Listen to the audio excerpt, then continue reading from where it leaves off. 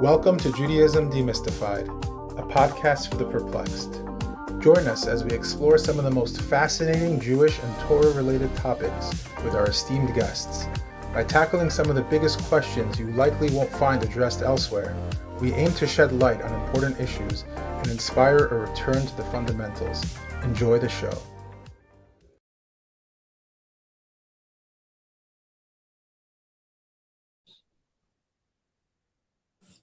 Thank you for joining the Judaism Demystified podcast. Before we begin, I would like to first introduce our guest, Jessie Fischbein. So Jessie is actually a friend of Rabbi Matt Schneeweiss, who recommended you to us when I asked him, the first time I had him on, we actually discussed, the rational approach to prayer. And I asked him after the podcast, I'm like, who's someone who you recommend we have a whole podcast about that? Who should we have on? And he right away said your name. So I got your book and I thought it was unbelievable and I thought it was really amazing. We're going to talk about that. But before we begin, I'd like just for you to tell the audience a little bit about yourself and your background. Okay. My name is Jessie Fischbein. I don't know that I have any official background other than I've been in chinuch for about more than 20 years at this point. So I guess that's a background right there, but that's not my background in tefillah. In prayer, we'll talk more about that. But I started teaching, I think in '99, started teaching high school, and I mainly was a Chumash teacher for many years. I give local shiurim, I give classes wherever I go, wherever I travel for Shabbos. I always see if can I speak in the neighborhood. I love speaking to different Jewish communities, just sharing Torah, seeing what they have to say. I really enjoy that. I homeschool. I'm a homeschooler, so that's a kind of a side or my main thing or my side thing, depending on how you look at it. The whole time that I was teaching in high school, I also was simultaneously homeschooling my own children. Right now I'm translating for Ala Torah. I'm working on the Bechor Shore, so that's my current project. No way. Yeah. Awesome. I was scared to do it, honestly, but he pushed me, and I said, "Fine, you take the heat because I'm not, if I get things wrong, this is on your head. You can have final say." So I'm doing what I can, and that last 10%, the hard part, I leave that to him. But it's a lot of fun, very interesting, and I hope to my next big project. I really want to write a book on prayer in the Bible. So you kind of got me before my big project, but this is my introductory book. So we'll talk more about that. Oh, so we got you before you got famous. That's great. So anyway, so I want to just get right into it because I think this is such an important topic, and I know people who are going to be, very interested in listening to this episode. The topic is infertility, and it's a deeply personal struggle for people. And what makes your book, Infertility in the Bible: How the Matriarchs Changed Their Fate and How You Can Too. And what makes it stand out is its informal, accessible style and inclusivity beyond just Jewish and theistic readers. I love the fact that you wrote in a way that it was for everyone, and you try to explain basic concepts for anyone who's reading, whether they're a skeptic or atheist, which is really beautiful. What inspired you to write this book, first of all, and how have readers who struggled with infertility responded to it?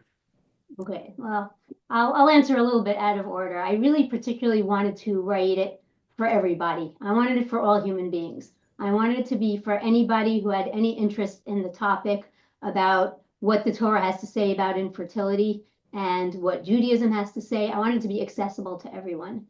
And being a high school teacher, I did end up speaking to so many people who are really in a time of life where they're just not sure what they believe and they're really unsure about things. And I wanted to be able to speak to everyone wherever they were at. So that was that decision. There were so many stages of my life. I wrote this book, I think right now, I started investigating this topic about 25 years ago. This book, I think, is published almost 17 years. It was published in 2005. And my second child, so at the time I had one child, came very easy, thank God. And then when I was trying for my second child, it took a couple of years, and I found that I was looking for inspiration. I was looking to the Torah. I was looking for books to read on the topic other than the actual Torah. And I found that the books that I was looking for did not exist. So I started studying the stories in the Torah because obviously infertility is a huge theme in Torah, especially Sarah, Rivka, Rachel, Leah to some degree, Hannah, Michal, all the people that I mentioned in my book. And as I started gathering information just for myself, just to understand the topic, because I was in so much pain and I was looking for inspiration and I was looking for help and how to handle this emotionally, how to handle this spiritually, how to handle this. What am I supposed to do with myself? Does the Torah have an answer for me? Is there anything I can do? Am I just helpless in this situation? So obviously, aside from medically, the medical things that we were pursuing, and what does the Torah have to say about it?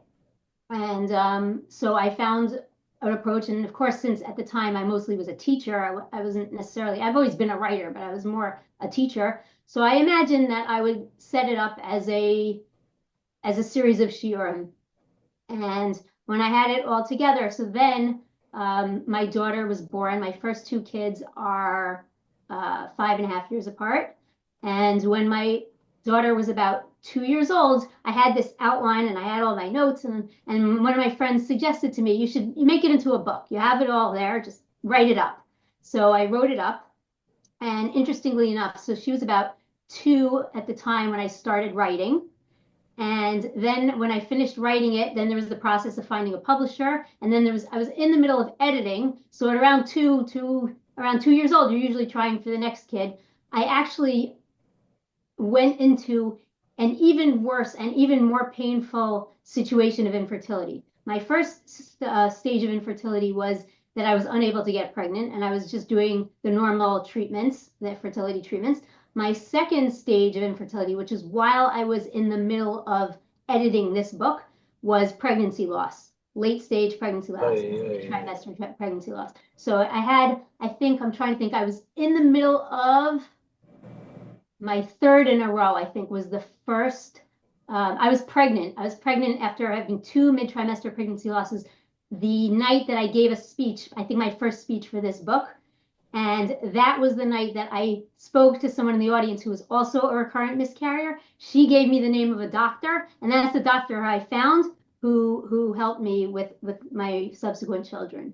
So, and it was in the middle of that I wrote the chapter on David HaMelech, on King David, and how he dealt with the loss of his infant, because I felt that I hadn't experienced that up till that point, and I wanted to add that chapter in. So I sent that to my editor publisher, and they put in that last chapter there at that point. Well, now that you bring that up, for those who are unfamiliar, can you give us a little bit about that story of David HaMelech and his infant loss? The story is, well, I mean, really, that's part of the whole story of David and Bathsheba, with the famous David and Bathsheba story, that David did sin, and David and Bathsheba, she got pregnant from that, which is why he ended up doing the cover-up and killing Uriah. And Hashem sent the prophet Natan, and he was told that this baby is going to die. And he knew going in that the baby was going to die, and he knew going in that it was a sin. It was because of a sin that he did, a punishment. And he spends a lot of time crying over that baby and praying and hoping that the baby would survive, and the baby did not survive. He did do tshuva. He was told, okay, you'll live, but David himself would live, but the baby was going to die. And it's a very poignant story because the baby dies and everyone's afraid to tell him because he's been crying and not eating for a week. And he says, he gets up and he goes to the Beis Hamikdash, and all the people, his response is very different than even his servants expected. So they were expecting him to be destroyed, but instead he was the opposite of destroyed. He was like, okay, I'm gonna pick myself up, which is something amazing about David HaMelech, really an inspiration. And they couldn't understand. They said, why are you behaving this way? We thought you'd be completely wiped out from this. You were so upset. And he said, look, when I thought that there was something I could do, I was davening, I was crying, I was weeping. I thought maybe I could change something. But now that I can't change anything, okay, and it's time to move on to the next He says, I'll go, I'm going to him. I'm going to him in death. He's not coming back to me. So it's a very interesting statement. And I think even when I wrote that, I wrote this in my 20s, and I've since realized now I have grown children. He went through a rough time in his life with his older children. So Yeah. I don't think I even appreciated that. I hadn't had older children yet, but David Amelch's life. So my main thing is that I was really trying to draw inspiration from every Tanakh character that I could when I'm dealing with pain and suffering. I wasn't just, I was writing this in the framework of infertility, but really I wanted to make it broader than that. I wanted to make it a book for anyone who is dealing with any category of suffering, and what does the Torah say how to handle suffering?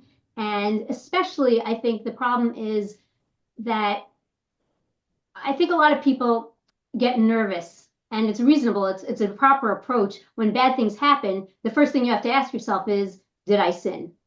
So, but I would like to, I specifically was looking at the infertility situation. I have a small chapter with Michal, because Michal, it's clear that her situation was because of Avera, because of sin, and David Amelch also because of sin. But I think a lot of times, specifically with regard to the matriarchs, it is not because of sin. That's not the cause at all. So I think it's very important when things are happening that when you're suffering. So of course you have to do that introspection. You have to look and see, is there anything that I've done? But unless a prophet comes and tells you you did something wrong, there has to be another approach here, because a lot of times the type of suffering that we're going through, like your basic categories of suffering, financial losses, health losses, difficulty with children, those types of things, they're the same types of, there's like universal pains out there. And you could look around and you could say, I'm suffering, like I'm having these miscarriages, babies dying over and over and over, and I'm trying to do tshuva, I'm trying to become better. And like, I don't think that I'm that much worse than the people around me. So is this is God smiting me? What is it, smiting me? Like, what's happening here? So I was looking for some type of an approach from the Torah for this type of a situation in a broad sense. Amazing. Yeah. I think that from, like you mentioned, from the stories of the Imahot, you can also look at for it in Eov. Majority cases actually in the Torah is it's not necessarily coming direct from a sin, unless, like you said, a prophet comes in and mentions it. The Torah will find a way to make it clear, if so. But we see a lot of times that suffering is kind of part of a plan, I guess, right? And I think today it's become like common. It's been common to link everything with sin, which, like you say, if it's about you looking at yourself and trying to improve yourself, great.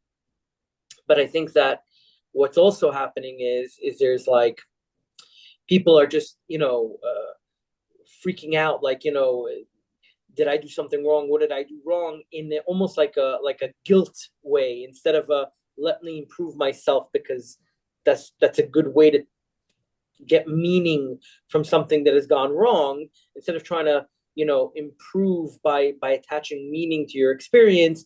It's becoming more of like this like paranoia, almost like guilt-ridden thing, and it's really unhealthy. Yeah, I think it's not productive to do that. I remember this is years ago. I remember a friend of mine, she had leukemia, and she was trying to figure out why God would do this to her. And I said, like, I really don't think that is the approach. I think, I said, what if you find out in 10 years, this was even before we knew I don't think we had the human genome yet. Like, what if you find out that this is genetic? Like right now, you're doing this tremendous cheshbon nefesh about why is God hurting me in this? What is God trying to tell me? And she's saying things like because she watched Sex in the City or something like that. And I said, millions of people are watching Sex in the City. I actually personally, I only watched the movies with my mother-in-law. I went with her, but I don't think I really saw an episode. But even so, you're going to say that Hashem is punishing you by giving you leukemia for Sex in the City when like maybe it's genetic. Maybe it's genetic. Like you have to have seichel, because otherwise you're ending up, like you said, you have this guilt. It's not productive. You feel terrible. And what are you? The goal of Yisurim, the goal of negative things happening, is to promote growth, according to Judaism, and greater growth, greater insight. And feeling just bad about yourself is not the approach. Not what it's trying to do. Yeah. And people, unfortunately today, they're even not just blaming themselves, but sometimes they're blaming like external factors that are just imagined. Like they'll say, "Oh, it must be Ayin Hara," or it must be that they're trying to pin it on something else instead of, like you said, focusing on maybe it's a medical thing, maybe it's just something you can actually look into. You could find out if you're genetically predisposed to something. You have to go see the right doctors, and I think that that's part of the reason why I want to do this podcast because there's a lot of people like you mentioned David Hamelech, and I wanted to go into that because specifically in that story, like you mentioned, he says, I will basically be reunited after I die, right? That whole idea, even today, you see a lot of people will say, like when they go through a tragedy and they lose a family member, say they'll conflate these ideas of like Olam Haba with Mashiach and resurrection, and say when Mashiach comes, I'm going to be reunited with my child, and it can also be kind of like you're setting yourself up for disappointment, right? And we want people to have a very not just kind of like have an imaginary view of things, but actually stick to rational thought and our tradition and so on. So I feel like your points are very, very important here. Okay. Yes. So you present a rational approach to prayer, addressing a common struggle. Why pray if Hashem is unchanging? Your perspective is refreshing. Can you clarify what prayer truly is and how it differs, from common misconceptions? Yes. Okay. So I think that my idea of prayer when I was a kid, I just kind of felt like I imagined, I guess, a king, a human flesh and blood king, or someone that you're throwing yourself on the mercy and you're begging really hard and you say, please, please, please.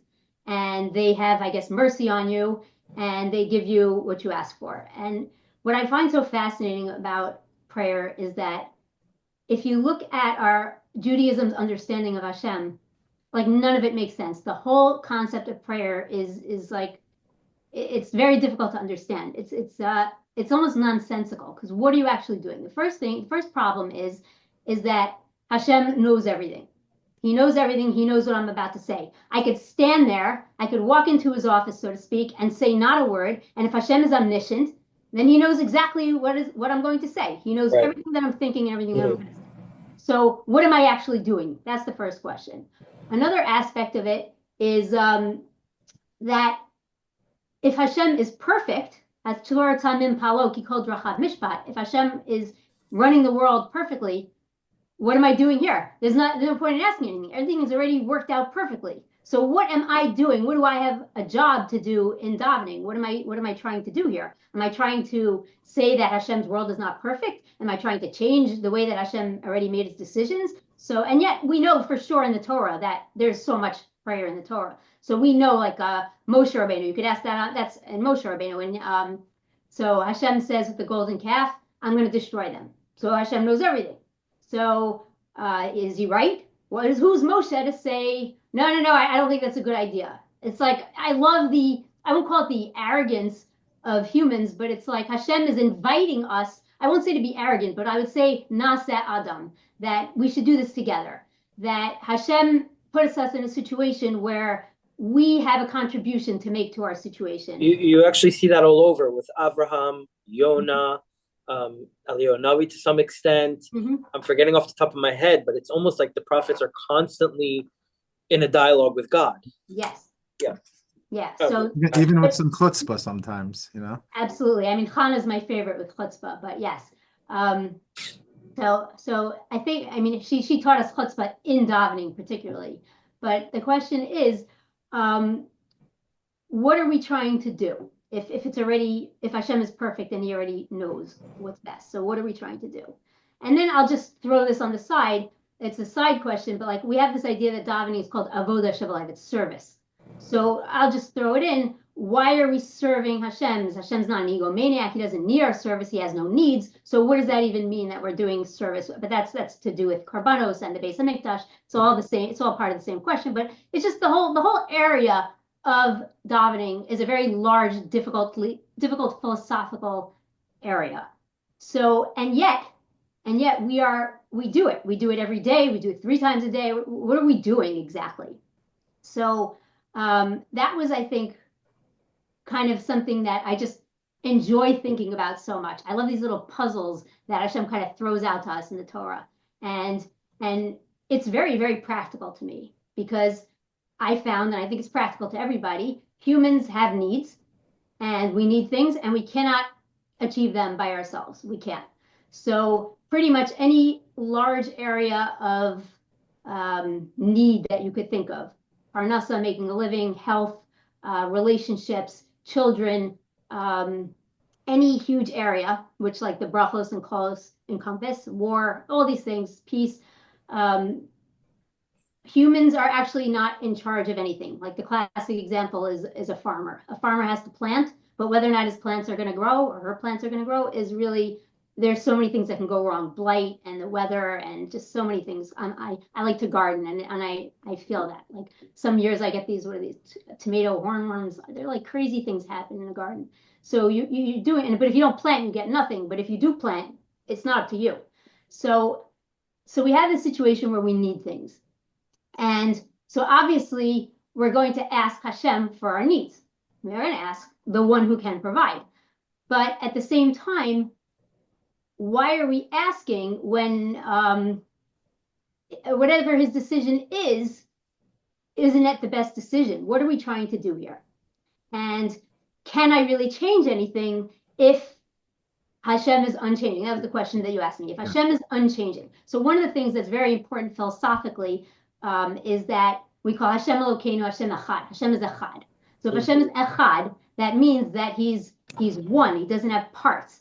So he's not going to be like, if I beg him hard enough, he's going to feel compassion for me that he didn't feel a minute ago before I started begging. Hashem had that information before. He's not emotionally moved by me. He's not a human being. So what has changed in the situation? Now, you're not changing Hashem. So what's going on?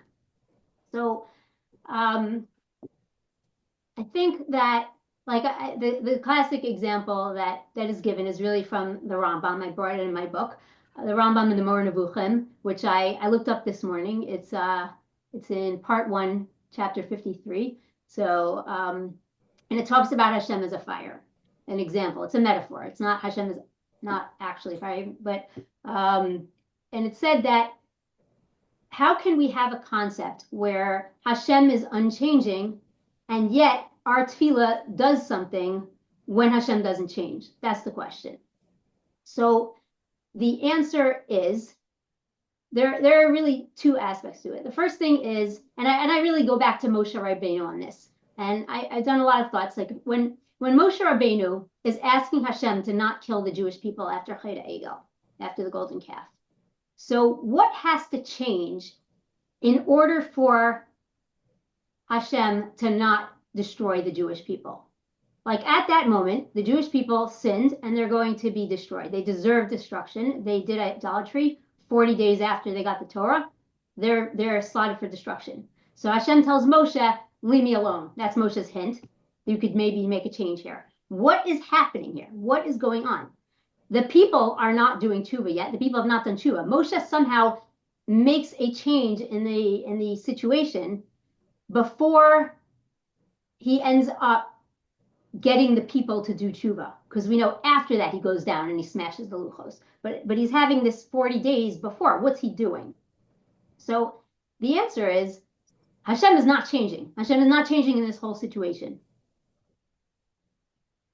So you look like you're thinking. You want to share some thoughts? I'm thinking about it. Are you trying to say that Moshe? I don't know the answer in advance for the. I'm just trying to. I'm kind of going with it as you're going. Yeah.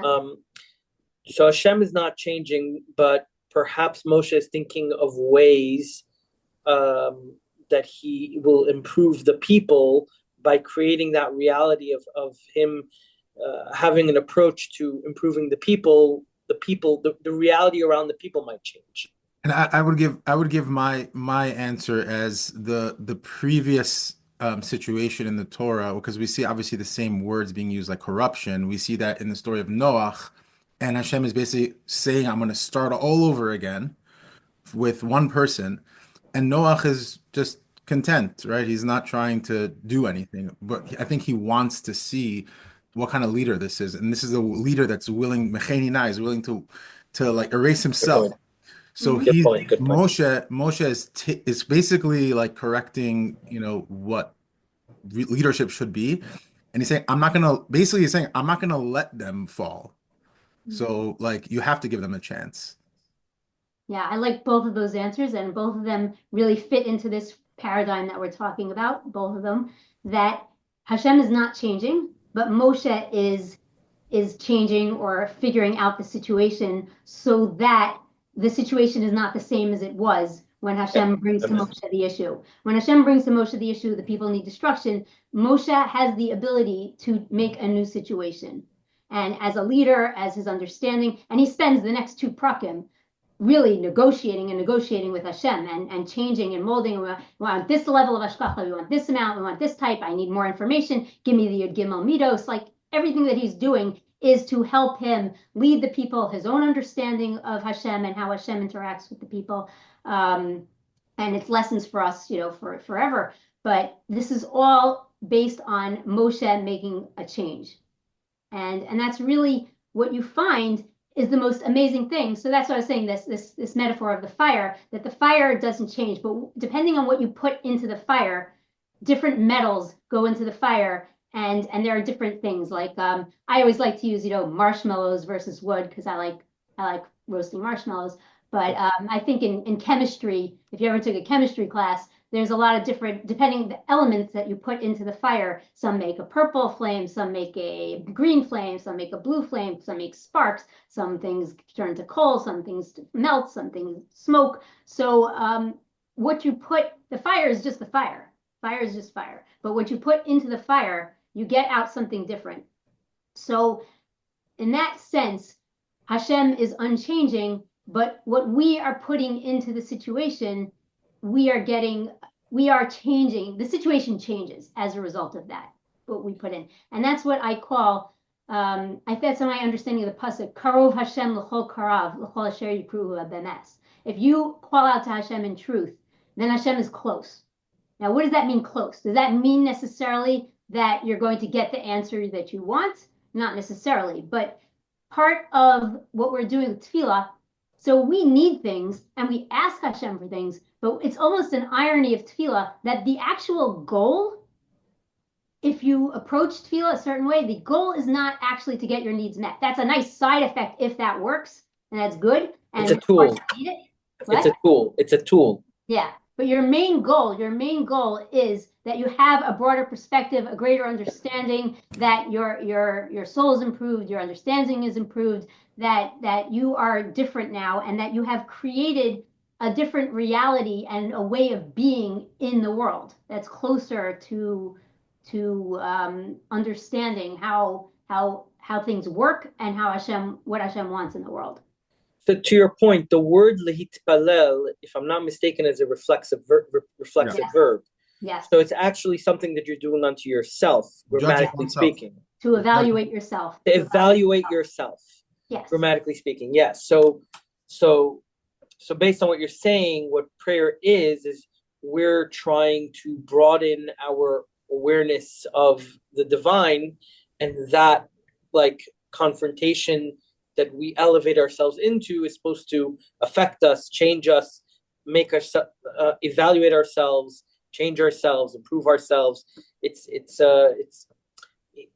not a direct dialogue as much as it's broadening your own horizons of the divine, of Hashem, and thereby now you are affecting a change.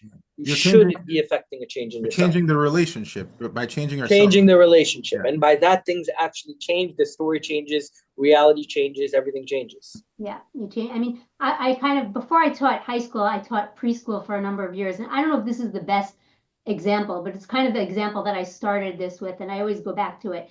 I imagine like a kindergarten classroom, because that's where I was a Mora for a few years. And the kids, there's a lot of things on the shelves that you have, and we'll call those the laws of nature. And the kids can go and they can play with the art, and they can play with the cars, and they can play with the blocks. And those are all the things that you see that you have access to. but there is actually a closet in the back. And if a child would go over to the Mora and say, Mora, I have an idea and I want glitter. Now the glitter is not out, but if you want glitter and you come over and you get all excited with the Mora and you have a project that you want to do and you have this idea, then you can go ask and the Mora will open the closet and take out the other things in the closet and give them to you. And I think that prayer has the opportunity to unlock certain aspects because we are a partner with Hashem in creation. And it's not enough. When I started off and I said, if the world's so perfect, if all of Hashem's decisions are so perfect, then why are we davening? And I want to go back to the different, there are a few examples. There's Bno Slovchad in the Torah, and there is Pesach Sheni in the Torah. And I feel like there's one more example, but I can't remember it offhand, where if people had an idea, like in Pesach Sheni, when they were upset at Hashem said, if you're Tameh, it's Pesach, Anas Rachmana Patre. So okay, you don't do Korban Pesach. But these people are upset, and they went over and they said, we don't think it's fair, we don't think it's right. So Moshe asked Hashem, and Hashem said, you know what? Pesach Sheni. It almost was a response to if someone has an idea and the idea fits in and it's new and no one has thought about it, and there's room, there's a whole closet back there, and you have no idea what your potential is and what opportunities there are. If you go through life thinking about, you sort of have an eye out for what can I do? What do I want? What does Hashem ask of me? What are the types of ideas that I have in things that I need, things that I want, things that I think I can do to help the world, to help myself, there's just so much creativity that is possible. I think that's another thing. I don't think people are sufficiently creative in davening. People they say things 3 times a day. They're bored. They're bored. And it's almost a crazy thing to me to be bored, because every morning, now look, obviously some days and some years and some months, I have way more difficult things going on.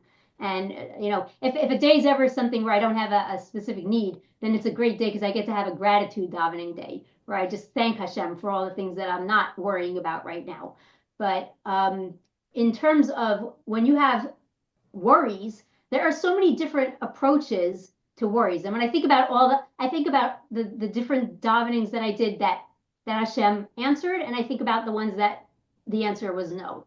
And let's say there were certain things that went on for months, situations, and the answer ultimately was no. But every day, you always address it slightly differently, depending on your mood, depending on your strategy, depending on your hitpalel experience, your evaluation of yourself, and what your choices are and what your options are and how you understand the problem. And as you develop over the course of months, how you understand the problem, how you understand yourself, how you understand even like what we were saying before, you're going to, if you find a new doctor, you find a better doctor, so the tefillah changes and it shifts. Let this doctor help me find a doctor. There are so many different ways of davening for the same thing. And if you look at yourself over the course of davening for one thing, there's so many different angles, and so some of it, I like a combination between planned and spontaneity. Because I like to, you want to be respectful. You're going before Avinu Malkeinu. You want to be respectful. You're going before the king, and you want to have it planned out, and you want to be. I thought about this, and I'm respectful. But there is a certain amount of. It's always very, very ironic to me. Hashem knows everything's going to come out of my mouth. I'm always very aware of that, but I don't know what's going to come out of my mouth. I'm not so self-aware of myself as Hashem is aware of me. So the actual act of davening and saying things, so I could plan that I'm going to have a tefillah. I could even write it out. I could have general approach of certain things that I'm going to put into Shema Kolenu or in whatever paragraph it fits into.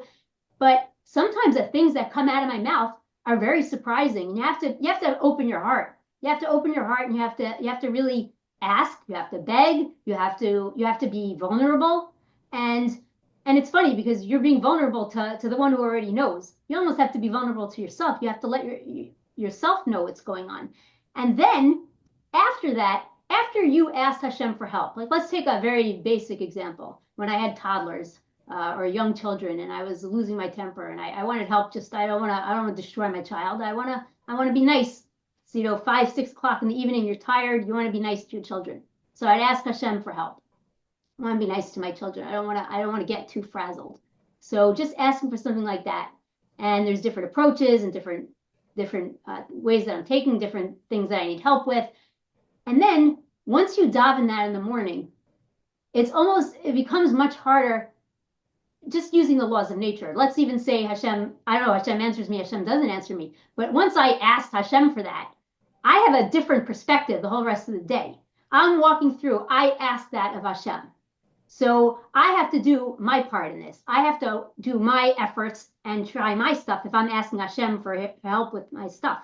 So it sort of helps you with your own hishtadlus and your own efforts because you made the ask. So there's just so many things going on in davening.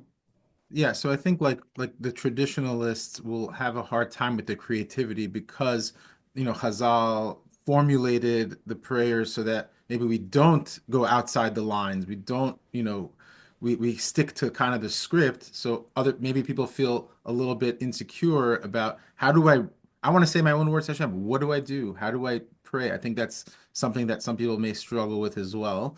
But I love what you said about this partnership that we have with Hashem, this covenant, because it reminds me of this Agadah of Rabbi Akiva with the Roman soldier who basically says to him, he wants to trap him in a philosophical challenge, and he tells him about he says like whose creation is greater, man's or God's, and he's ready for him to say God's creation, but he actually surprises him and he says man's. He says, how can you say that? Because he's like, I was going to say that if God's creation is better and on a higher level, then why do you do a brit milah? Why do you do circumcision, right? If God's creation is perfect, why do you basically mess with the creation?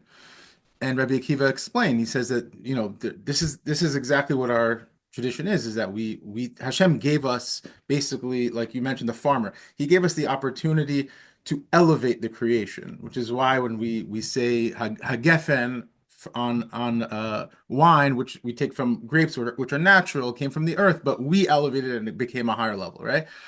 So this idea of us being partners in creation is really, to me, is such an amazing thing because it really goes with everything that you're saying. It's that we have the opportunity to change our destiny through our own efforts.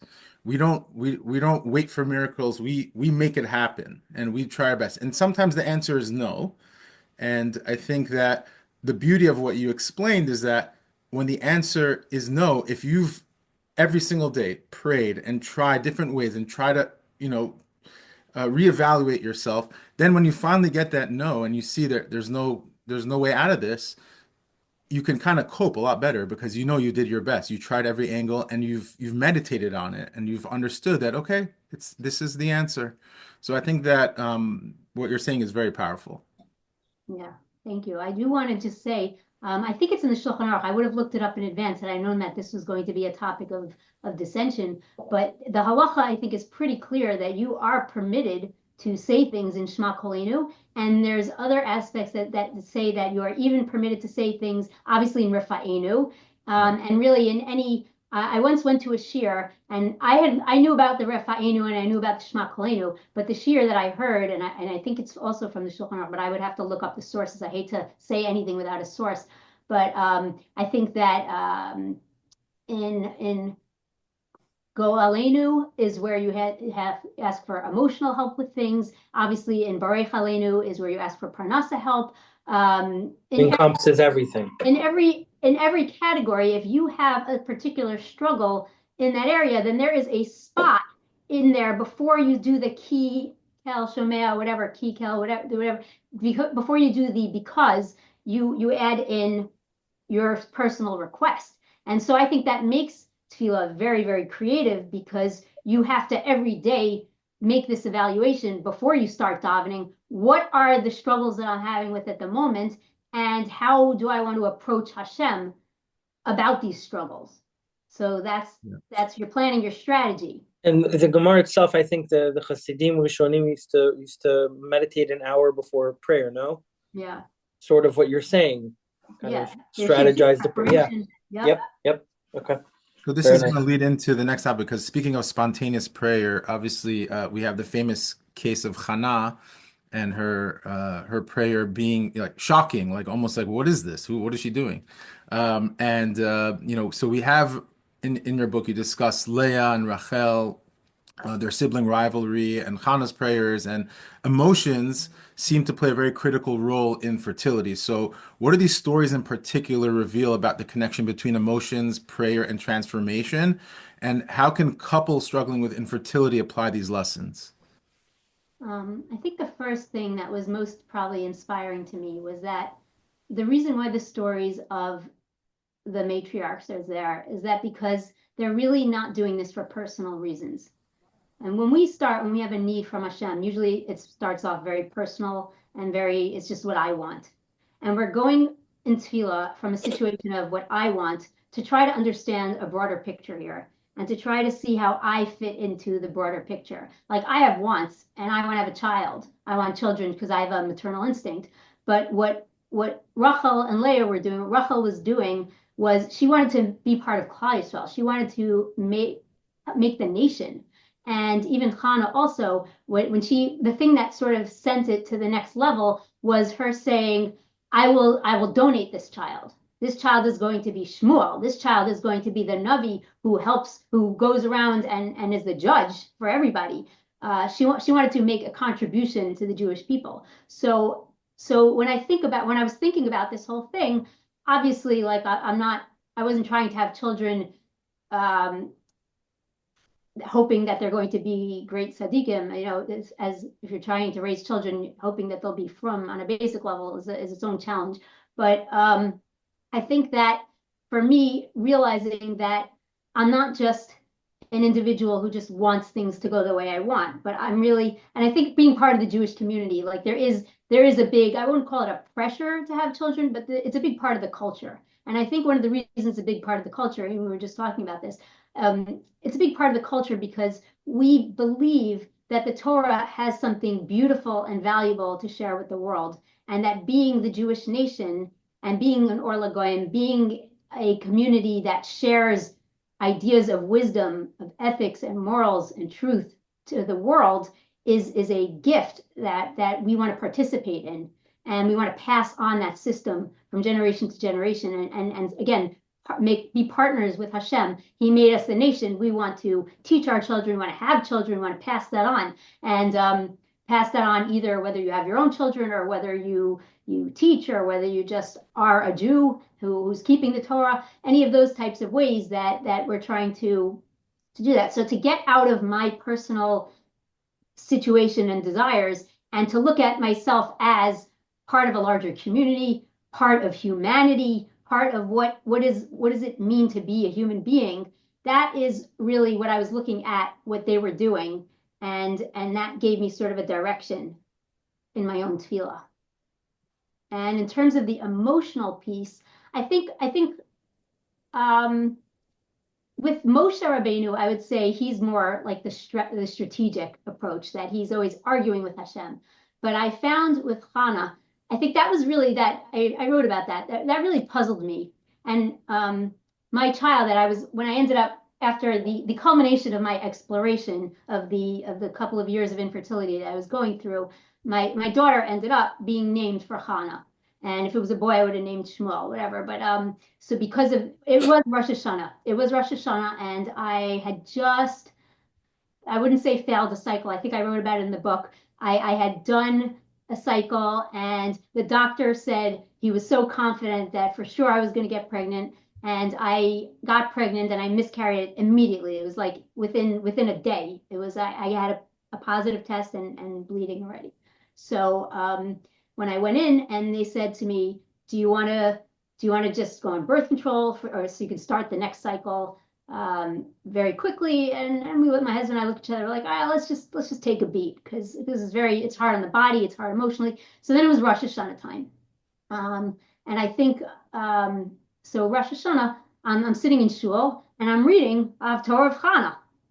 and I'm reading about her davening, and I'm looking at it. Of course, I call it, I'm like selfish, and I see something in the Torah. I'm like, great, how can I use this? What is this going to teach me? How can I get this? And again, I advocate, be selfish with your Torah. You want the Torah is there to give you information and to give you wisdom and to give you insight. So if you have a need and you don't understand something, and there's a story in the Torah, so you grab that, get onto that, and try to learn it and see if anyone can teach you about it, if you can learn it yourself. What's going on? What does this story have to teach me? So of course, I started reading it on Rosh Hashanah, and I was really, really immersed in the story. What did Hannah do? How did she end up achieving what she did? How did her tefillah get the child? And of course, then I went into the Agada about that and the Midrash. There's so much great stuff. Like because it says Hashem Tzvakos. One of the things that I love also, I know this you can't have much creativity in, and if I ever do write my book on tefillah in Tanakh, which I hope to do, I hope like to look back in 5 years and say I wrote this book after talking to you guys. I wrote the book. So one of the things that I want to look at in tefillah and Tanakh is the shevach. So every tefillah has shevach, bakasha, and odaya. It has the praise of Hashem, the actual request, and the thanks after. The praise that is chosen in Tanakh is very, very specific to the request that you're making, and we do not have that creativity because we have our shevach set up for us by Chazal in the first 3 brachos, but it probably encompasses all of it. But I just find it so fascinating, like Kel Narafan Allah. So Kel is the praise there. In Korach, it's Hashem Elokei Ruchos. So the Hashem who knows everything. How could you kill everyone for Korach's mistake? So Hashem Elokei Ruchos, like you know what everyone is thinking. So that's the praise. The praise itself is part of the argument. It's brilliant. But so now, what was I going with this? Oh yeah, so and then Chana, Hashem Tzvakos. So Hashem Tzvakos has so many midrashim about it. There are so many arguments that she makes with Hashem Tzvakos. That was so fascinating to me. And she has sarcasm and she has anger. And then of course the final crazy thing is that she threatens Hashem and she threatens to become a sota. And I remember thinking that, okay, so the approach that the Torah is telling me is that if Hashem doesn't give me what I want, I should threaten to break the Torah. Okay. I'm like, what am I doing here? What is this? How can I use this, in a practical way without action? Am I supposed to be a sota? Like, that's not so practical nowadays. And like, what could I do? What is this trying to do? And I don't know that I personally came up with the answer, but I think what's so fascinating about it's sort of like a dialogue with yourself, with the Torah, with your learning. And I'm like, what am I trying to gain here? What am I understanding from this? And at the time, and you asked me, where's emotion in this? And to me, at that moment in time, it seemed to me that Hannah was really throwing all of her rage and her anger and her bitterness, because that's what she said, Ishat Maras Ruach Anochi. So she's very bitter. And to just stand before Hashem and express her sadness, her grief, her bitterness, her anger. And it seemed to me that I don't know if she was actually planning to threaten Hashem. I mean, strategically, it's a very neat thing to do. It's very interesting. And again, we talked about the chutzpah that you have, that Hashem, the Torah always promotes a certain type of a chutzpah with respect, but chutzpah. So it's both. And Hannah seemed to be saying, I just felt like if I were trying to model a tefillah, and I was planning to actually engage in tefillah in a very calculated and planned manner, but it seemed to me that the Hannah approach is the plan should be that you go Omed Lifnei Hashem, you stand before Hashem. Now, when I say Hashem, it's like knowing that Hashem knows everything about me, knowing that Hashem knows everything, knowing that Hashem is unchanging, and to stand before Hashem and to really open myself up vulnerably and to express the pain that I'm in and hope that that experience of realizing that I am helpless in this situation, that I cannot do it, that I need the salvation to come from something that is not me. I am a human and I'm limited. That I hope that having that experience would change me. It's And a humbling experience. yeah, and it's not enough to think about it, to do it. Yeah. Mhm. And So you also let go in a way when you have all that pressure on your shoulders and then you finally just say, you know what, it's not, I can't do anything about it. God, this is on you at this point. Like and that's actually happened to me before. One of my it's a private situation, but at one point in my life where I really cried out to Hashem and I had a moment of like just under my pillow, under my blankets and whatever I needed that like whatever I needed that day or the next day, it happened. It was an amazing experience. But the point is that like I at that point decided that I have zero control. This is all in your hands. And I felt so just from saying that and feeling that, I felt so much relief. Like so even if the answer was gonna be no, I was content with whatever was going to happen because I let go of it. And I think that the emotion of it is like, you know, you're putting your burden on God versus holding on to yourself. mhm. Yeah, so I think that is a very emotional experience, and I think it's strategic. I think it is rational, but I think it is an extremely emotional experience. Tefillah is an extremely emotional experience. For sure. Beautiful. So, you explore divine intervention, and the idea that individuals can work on themselves to alter their quote unquote fate. While we don't believe in fate or mazal in a deterministic sense, how does the Torah view providence, and what practical steps can someone take to bring about change? Okay, so that I think is really the explanation. That was really from Sarah Imenu. That's Ulai Ibana Mimena. That's where I learned that. And I think Rachel used the same model as I say in my book. So it's very interesting. I just am always very fascinated by how practical Judaism is and Torah is when it says Ulai Ibana Mimena, when she decides to give Hagar to Avram.